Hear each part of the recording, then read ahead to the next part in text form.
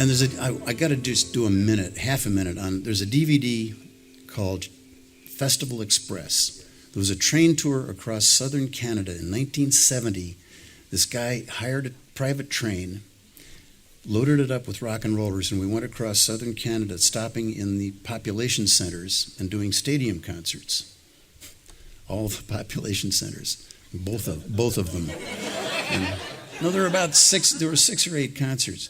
And it was amazing. On that train were Janis Joplin, the band, the Grateful Dead, Buddy Guy, Delaney and Bonnie, Hot Tuna, and me.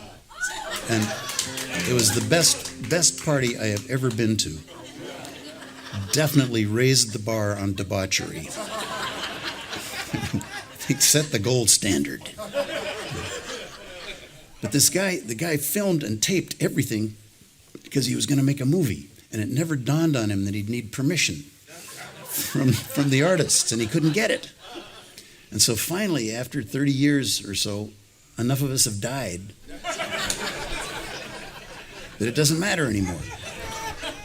And some guy it's been in a warehouse, hundreds of reels of film and hundreds of reels of audio tape with no labeling and no cross-reference. So somebody had to look at all the film and then go looking for audio to match the sections that he wanted to use. And they did an amazing job. It's a lot of fun. It's kind of actually a nice segue out of the Baby Let Me Follow You Down book into the beginning of the rock and roll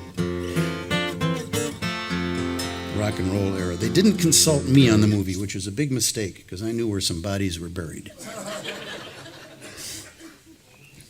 There was one little vignette which wasn't in the movie for obvious reasons, but when we pulled into Winnipeg, the promoter had hired the municipal swimming pool so that we could all go swimming. And we all piled off the train, got on this bus, went down to the pool, this huge indoor pool that was closed to the public so we could have it for the afternoon. And of course, all the rock and rollers wanted to go skinny dipping, which horrified the Winnipeg officials. But they couldn't do anything about it. It was our pool, nah, nah, nah, nah, nah.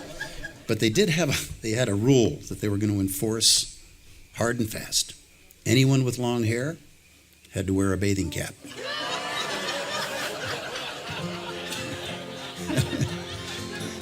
And I should probably just leave it there.